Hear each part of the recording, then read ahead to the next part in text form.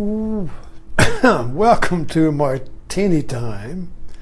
I've just been watching, we watch British mysteries in the afternoon before Martini Time, and we've started watching Wallander, and I recommend that. It's it's rather strange. It's filmed in Sweden by English actors in a Swedish context, so anything that's written is in Swedish, but they're English actors, and it's a British TV. So, but it's very good. Anyway, so what am I going to talk about tonight? Well, let's talk about meat. Where's the beef? We went to Costco today, and some friend of mine had given me 2 gift certificates, $20 each, for Omaha Steaks. So I went to Omaha Steaks and I had $40, and the best I could get, which was $50, I had to add 10, but I got these little biscuit-sized steaks for $50. Would you believe that? They better be good. And so what I really wanted to, I just started laughing when I thought of this, how far I've come. You see, in 1970, I was going to be a yogi, and I got a real yoga teacher and an Indian guru, and I went into it full. And when I met my teacher and said I'd like to be your teacher or a student, she said, "Okay, don't eat meat, don't drink, don't smoke, do this mantra." So about an hour or so a day, and do these yoga asanas. Come see me in a year. I lived in Virginia, and she was in Cleveland. Come see me in a year. And I said, "Oh, is that?" Oh, I felt so, and the meat just fell off. And so this was a really this yoga society was. I mean, you didn't want to get within the in the air of meat. I mean, it was like if you ate meat. I mean, this was. You know, like you couldn't, you couldn't be in the yoga society. So anyway, it was just forbidden. It was just out of the thing. So this was 1970, and so then in the middle of around 1975, 1973, I had gone up to be a big yogi, and it didn't happen. So I kind of got disgusted and went back to Virginia. And my wife and I'm a family, and so I couldn't get a job. My wife got a job teaching, but I couldn't get a job. So I got a driving a truck, and it was a meat truck. It's a refrigerated meat truck. And I would drive from Victoria, Virginia, and deliver meat in Norfolk or Richmond, and bring it back. So every day, I go to work at dawn, and excuse me, if somebody at the door. I go to work, and my refrigerated truck would be there. And by the way, this was when you still had mom and pop markets, and so you had this box meat that would be delivered to this trucking company, and they would load the trucks at night, and then you would deliver during the day to these little butcher shops. So I would have a wall-to-wall, truck full of meat. So I would unload the meat all day, and I would come home light, and then the next morning it would be full again, you see. And I think I wrote my yoga teacher, and she could not believe, "What are you doing? What are you doing?" You know. And so I was probably the only vegetarian meat truck driver in the world, but that didn't last long because I had I really fell off the yoga wagon. Started smoking and had a Big Mac attack, and I was in hell. I was in my meat truck. I had lost my path. I was buying cigarettes with one hand and throwing them out the window with the other. And not only was I eating meat, I was bringing home the dated meat that the markets threw out, like hot dogs and stuff. You know, I'd bring them home. And so anyway, this lasted, I drove that truck for 3 years. I think. And it was hell the whole time. And finally, I just had a heartfelt question. This heartfelt question came up. What do you really want to do? What does your heart want to do? I want to go back and practice yoga. And right away, the whole thing fell off. The meat, the smokes. I couldn't, by willpower, I could not do it. I'd throw the cigarettes out, and the next 7-Eleven, I'd be buying some more. And so fighting the devil, fighting the demons. And so as soon as I answered, as soon as I asked that question, it all fell off. Just like when my yoga teacher, her name was Alice Christensen, just like when she said, don't eat meat, don't smoke, and don't drink for a year, then you can do what you want to do. Or come see me, but then you can do what you want to do. It was kind of like that would cleanse me, you know. That asceticism, that self-denial, you see. And it was really easy that year. I had no, backsliding or desire to smoke, drink, or eat meat, you see. And so then when I went into it, then I couldn't get out of it until I asked that heartfelt desire. And it was really amazing how that quick, it just fell off. And so the next thing I knew, I'd packed up and I was going back to Cleveland and going back to get on the yoga path. And that led to meeting Swami Mukta. Well, then it was a real, stopped eating meat, of course, and it was a real psychic roller coaster. And ended up with Swami Muktananda, and my wife and I got divorced, and then we got remarried, and I became a Siddha Yoga center leader, and then went to India, and then to Blackstone in a meat-eating world. And so I'm not sure. I think we were vegetarians until I got a job with the Courier Record, and then we're just going to practice Southside Virginia. So the meat came back, and we're just going to barbecue, watch TV, and work, you know. No yoga. I didn't want to be a yoga teacher, guru, all of that. Just threw it all in the trash. Threw it all away. Threw all my guru pictures in the bin. Just the whole thing, you know. And so I'm just going to practice Southside Virginia, cook big steaks. And so that lasted until, golly dee, that lasted quite a while.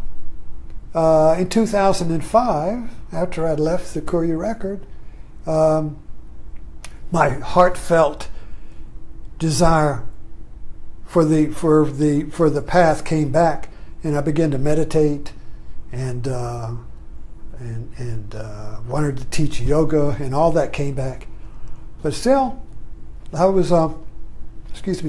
still the vegetarianism was there. Just no thought of eating meat and everything. And then in 2013, my uncle, we brought him up here to live with us, and I was cooking meat for him, and I was at a dinner party. I think I mentioned this the other night, and somebody said the host had this beautiful chicken dinner, wanted me to have some, and I said, "Oh, I'm a vegetarian." And I saw the look on her face, and I said, "The hell with it, give me the chicken." And so we were cooking meat for my uncle and eating meat again, and everything was fine. It just didn't seem to be a big deal anymore. I didn't have to. And then I practice. I would call myself a student of Buddha Dharma. I'm not a Buddhist, and so I practice the practice of the Dharma. And people say, well, Buddhists don't eat meat. Well, I think the actual instructions are from the Buddha would be that if you don't actually have it killed for you, you can eat it. In fact, he died from eating pork that somebody gave him, and so it. And then the drinking. Well, how can you be a meditator and drink martinis? Or what's the big deal with that? Is that a spiritual practice?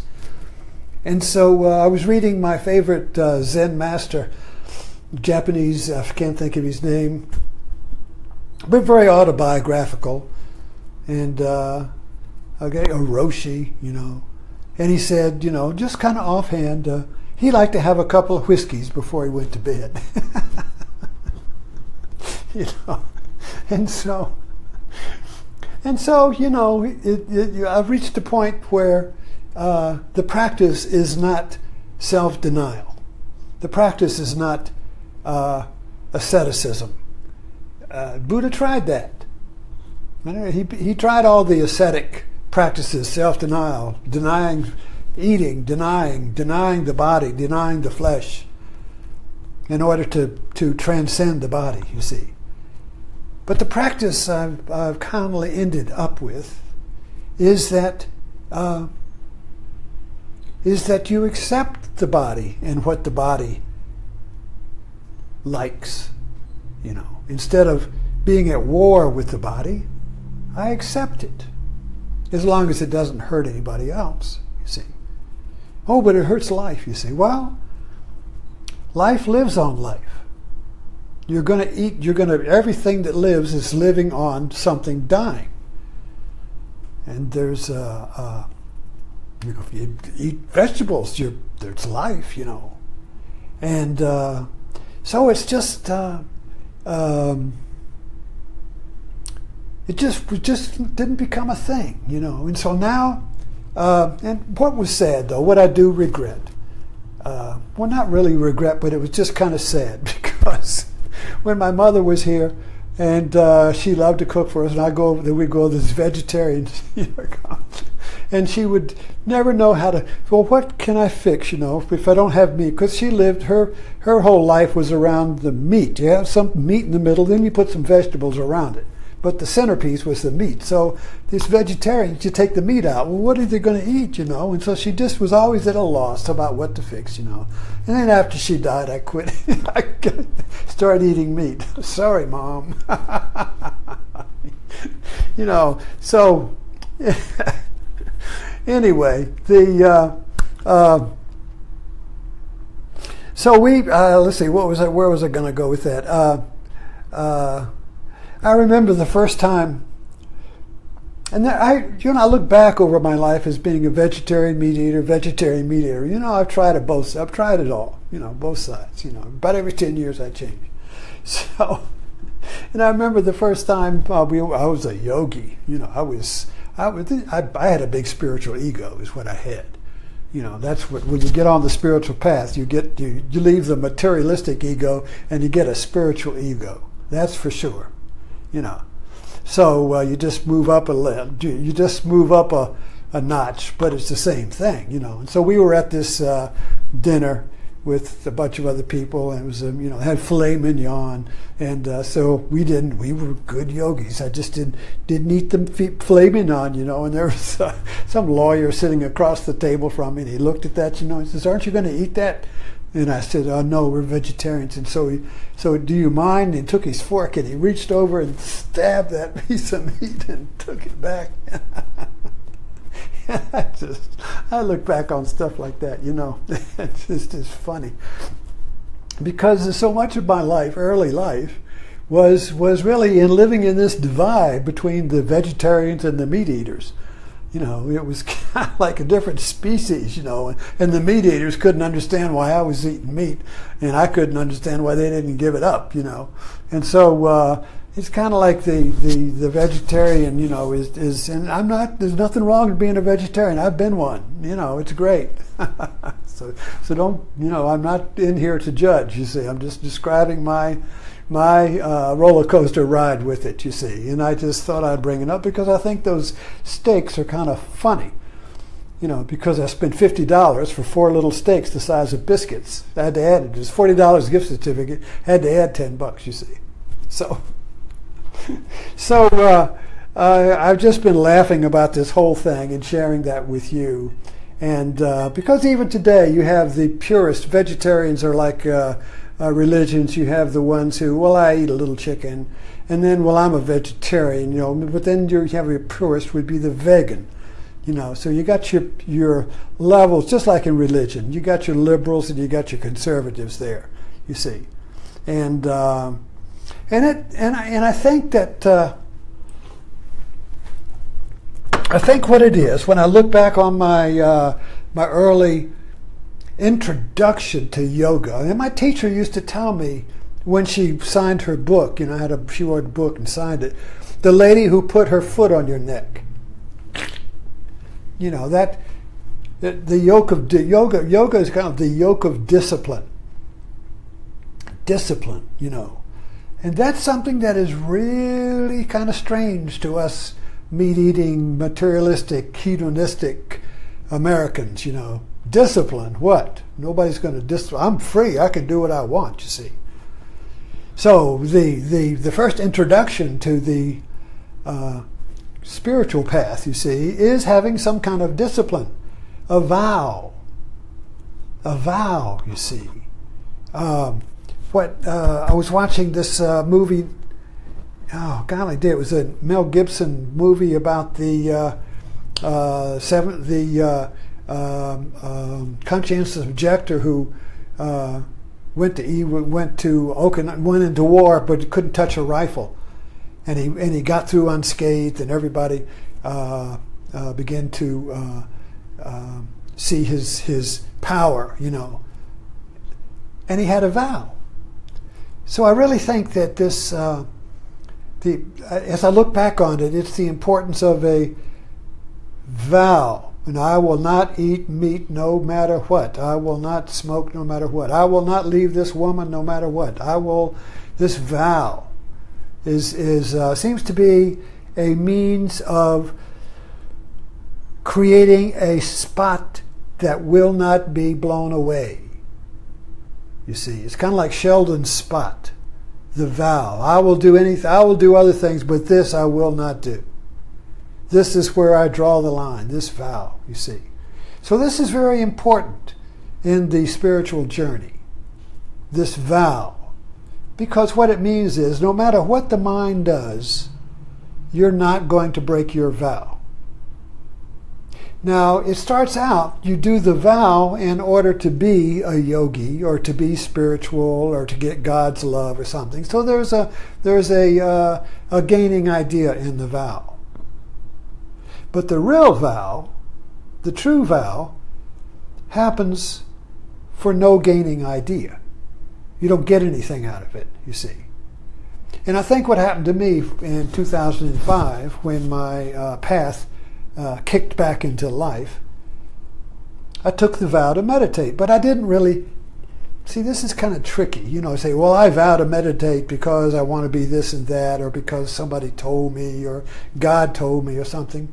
No, the vow is you just do it for no reason, for no gaining idea, for no purpose, for no reason. You just do it.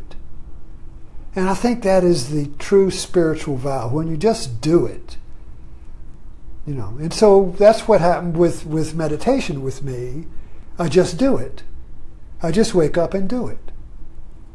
And the mind cannot unseat me. The mind can't say, oh, sleep in this morning. Oh, what's the good? Yeah, we'll skip today. Nobody will know. You see. That's not the vow. The vow is impervious to the mind. So I think this is what's behind a lot of this. It's not so much what it is you vow, but the vow itself. Here I take my seat. Here the mind cannot blow me away. Here I will not be moved. This is what Buddha did. In other words, when he tried all the asceticism, denied all the flesh, denied all the food, denied everything. No alcohol, no meat, no drinks, no smokes. You see, deny it all, you see. He tried that, it didn't work. And so then he just vowed to sit under this tree until he penetrated the barriers of the mind, until he penetrated the conscious mind and went right to the source, you see, to the source of the mind itself. And so I think the vow, when it's done, and there again, it's not an act of willpower. The vow comes to you, the true vow.